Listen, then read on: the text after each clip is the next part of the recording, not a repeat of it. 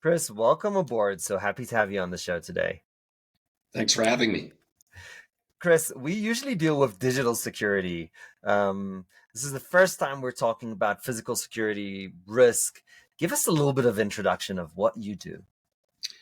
Well, sure. Here at the Paladin Group, we also provide some cybersecurity and digital security services, but a majority of our business focuses on the other types of risks: supply chain security, physical security. Uh, I will call it the different types of risk mitigation services that we provide, from reputational risk, mergers and acquisitions risk. You name the risk, and we probably address it. And keep me honest here. One of the first steps you do is really a risk assessment to kind of understand what the lay of the land looks like. Correct. So our risk assessment would involve, and again, it's tailored to the client and tailored to what exact service the client is looking for. Many times, our clients, because of insurance reasons, they've already conducted some type of security assessment of either their facilities or their operations and things like that. Then they will have identified gaps that they hire our company to help them close those gaps or help test systems and policies and procedures that would put in place to mitigate risks. And we help them identify additional gaps or weak points, give them strategies to close those gaps, and then also validate once they've taken actions to close the gaps, validate either through our own type of red team or validate through their own internal way of exercising a certain capability. And Chris, I want to kind of boil this down to something very tangible. We're working with tech companies in the Ukraine before the war broke out. Would you be so kind to tell us that story? Surely. So many people know that in Ukraine has a very talented, young, energetic tech talent. And of course, Western technology, Western tech companies, it definitely saw this very large pool of talent concentrated in one area and stood up operations there. We had been involved in conducting risk assessments for many of these technology companies in Ukraine and Belarus and Central European region. And the reason for those risk assessments were at least a lot of the US companies felt that they had some responsibility to assess risk for their employees, regardless of their nationality, and to have certain safety procedures or plans in place in case of emergencies. So that's kind of why we were brought in, because Ukraine, no fault of their own, they had just gone through some, internal political changes, and a lot of the safety procedures and processes were not as mature as you would find in the United States or in Western Europe. So we tried to apply some of those methodologies there and started operations there and started to really tell those clients they really should start thinking about evacuation planning or continuity planning in the event of hostilities from Russia into Ukraine. When that did occur, um, we had to scramble and galvanize resources to evacuate very large number of staff, their families, their pets. I mean, we were the Noah's Ark of tech people in Ukraine, and getting them across the border during those early months was a challenge, but we were able to do it and get them relocated throughout European Union, United States, things like that. So that was a very fulfilling, I would say, task for our company because we had very grateful clients. Let's put it that way. Getting them out of harm's way, contributing to their safety and their family, when there was a direct threat on their doorstep, really made a lot of us feel good.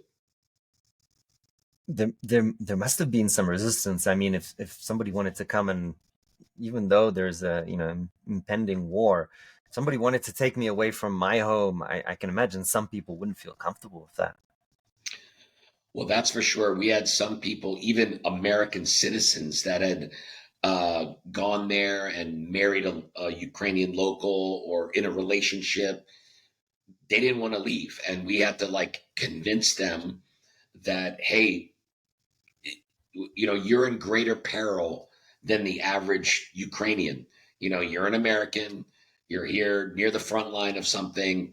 You're going to turn into like a political pawn for certain people that may find it advantageous to use you that way, and you're putting your life and your partner's life in Your loved danger. ones. And so a lot of times we had to convince people. We also had to convince some people that they had relatives that were elderly and they didn't want to leave them there in a hospital to whatever would, if the hospital still had power, things like that. So we did our best to do some medical evacuations as well. But I mean, it was a very, as Americans, it's hard for us to imagine a scenario like that, right? Where you have to pick up, grab your grandparents, grab your parents, grab your dog and the kids and just move like in 24 hours and leave it True. all behind and don't look back. And so maybe for people that have, had grandparents that went through World War II and things like that, they probably experienced a lot of that. But as Americans and probably anybody under the age of 50 or 60 probably have not experienced that before, at least in the Western world. And we're living in a period of instability. We're seeing risk coming from China. We're seeing Iran operating. We're seeing Russia operating. With the pirates, who even thought that pirates would be a thing? You think that's just a Jack Sparrow thing, but no, we have supply chain risk all over the world. We're not experts at this, that when we're tech companies or hardware companies. What is even the approach for us to learn more about this and identify what our risk is when it comes to supply chain? So the interesting thing that we've learned since the beginning of this war, we've advised some companies trying to avoid being on some sanctions lists, for violating some sanctions by their normal daily supply chain operation. So that's one risk we've been working to mitigate. But the other ones come from, as you said, like some of the vital choke points of the world for seafarers and for supplies are dangerous. They're just dangerous places to be, even for Western navies to navigate. Especially, I'm speaking of the Red Sea and that area with several Houthi very high profile attacks on shipping and naval vessels. So a lot of our clients have come to us, especially not only in the tech sector, but to try to help us evaluate just how secure is their supply chain. And that involves not only your conventional risks, physical risks like from piracy or you know drone attacks, or anything like that, but from also other risks like political risks. There's overland risks. There's all type of corruption risk to contaminate the supply chain. And if this company's doing business with a U.S. government or NATO government or EU government, there's certain like anti-corruption things they have to be aware of, and things like that. And some of these companies, to their credit, they do try to be, I would say, honest in their relationships with suppliers. But once you get the farther away you get from the end user, the recipient of the supply chain, the less control you have. So we've worked with some partner companies in Asia, especially in the Chinese market, in that area where many concerns about how they treat their labor force, how that could be a reputational risk problem for the company buying from that vendor, and down to other issues about maybe the supplier is also a main supplier to the current situation in Russia. Maybe they're a company that's on a sanctions list and things like that. So these are things that a lot of these companies they don't think about on the everyday. And a lot of times we're retained for we had a company that manufactures microwave ovens and refrigerators. Well, it turns out their supply of chips inside the refrigerator and microwaves were also being used on Russian drones. Mm. So, you know, that created like a little embarrassment for the company, especially for the side of the conflict that they were supporting. And, that's where, companies have to really be on top of their supply chain, not only from its reliability standpoint, but reputational risk and just in general being a good global citizen, knowing the sources of your products. Mm. And it's worth mentioning that if a risk kind of explodes and you need to fix it now, that's almost impossible. But if you can get a lead time of, 6 months, 3 months, a year, then that just gives you the ability to focus and make those changes in the supply chain in an easier way. It's the whole difference is just getting that lead time to change, which is massive, massive. So this is an incredibly important point. When we talk about, I'm going to do a sharp shift with your permission. You know, M&As, acquisitions, are a key way that companies grow.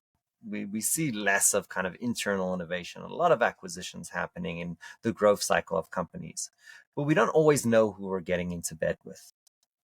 What are the risks that you've seen when it comes to large corporate deals? And if you can, tell us a story or two of what you've encountered.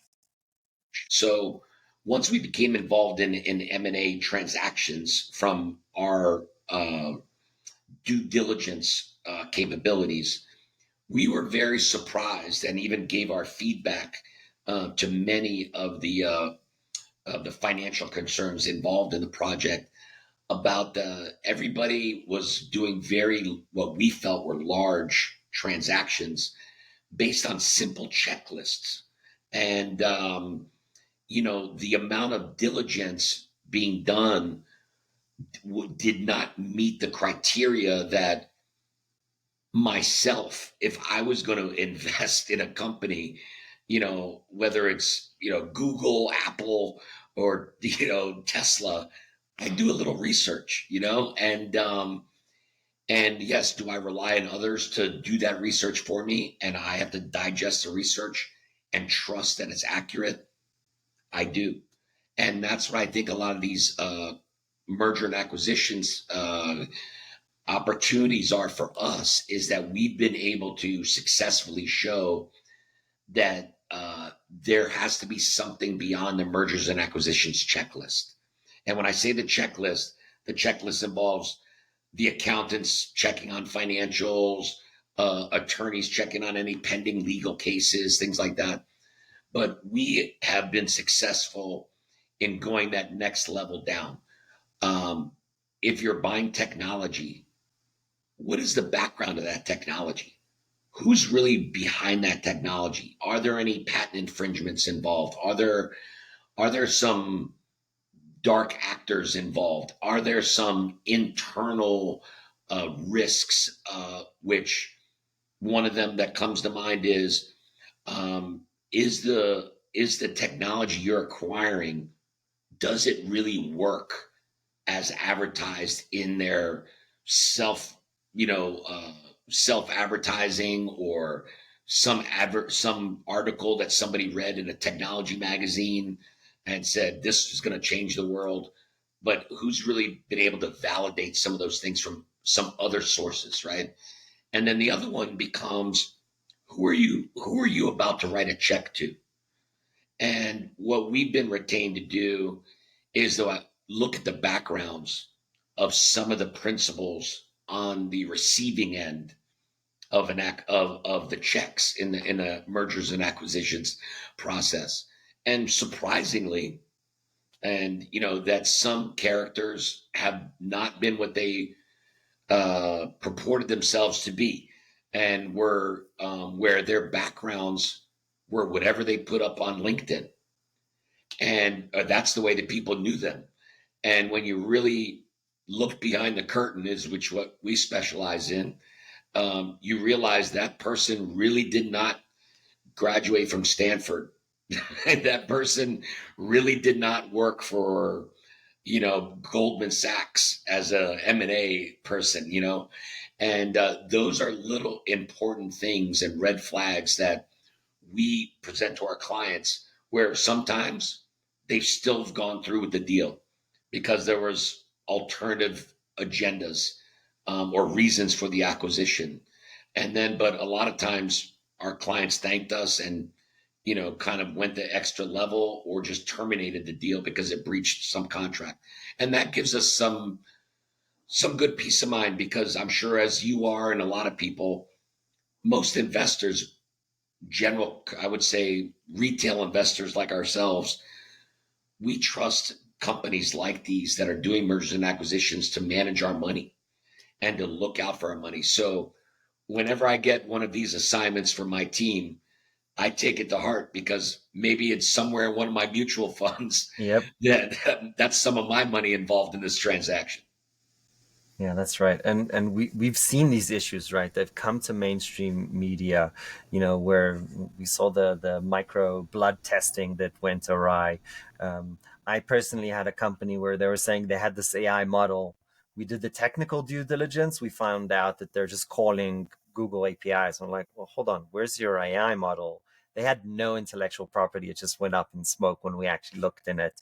Um, there is a difference between PowerPoints and actually, and you said this the best, you said trust, but verify. That's absolutely right. What are the some of the kind of things that you find when you look into the actual human element and the reputation? What are the surprises that your team see sometimes?